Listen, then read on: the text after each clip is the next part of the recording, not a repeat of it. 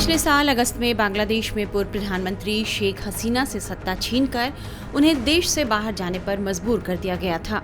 शेख हसीना से उनकी सत्ता एक व्यापक राष्ट्रीय छात्र आंदोलन के बाद छीनी गई। इस आंदोलन को छात्रों ने शुरू किया था, जो जल्द ही शेख हसीना शासन को उखाड़ फेंकने के लक्ष्य में बदल गया। इसके बाद देश में सत्ता परिवर्तन हुआ और मोहम्मद यूनूस की अगुवाई में कार्यकारी सरकार बनी। शेख हसीना ने भागकर भारत में शरण ली। इसके बाद से बांग्लादेश के मोहम्मद यूनूस की सरकार शेख हसीना की अवामी लीग पार्टी को खत्म करने की मुहिम चला रही है। पार्टी के ज्यादातर नेता अब अंडरग्राउंड हो चुके हैं। चुन चुनकर उनके घरों को निशाना बनाया जा रहा है।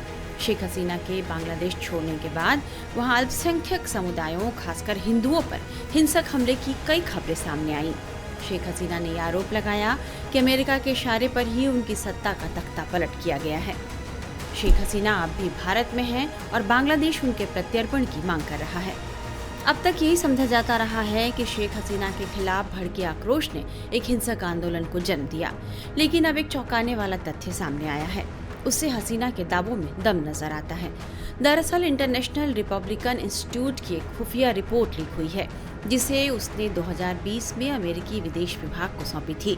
इस खुफिया रिपोर्ट में कथित तौर पर बताया गया है कि पूर्व राष्ट्रपति जो बाइडेन के प्रशासन ने शेख हसीना की सरकार को गिराने के लिए चलाए गए अभियानों को फंड दिया था। इसी रिपोर्ट के हवाले से अमेरिकी राष्ट्रपति डोनाल्ड ट्रंप से बांग्लादेश में हुए सत्ता परिवर्तन पर सवाल पूछा गया। यह सवाल उनसे तब पूछा गया जब व्हाइट हाउस में पीएम नरेंद्र मोदी से उनकी मुलाकात हुई और बाद में दोनों नेताओं ने एक साझा प्रेस कॉन्फ्रेंस की।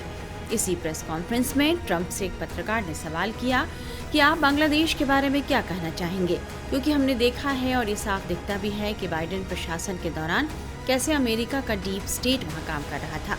फिर मोहम्मद यूनूस जूनियर सोरोस से भी मिले।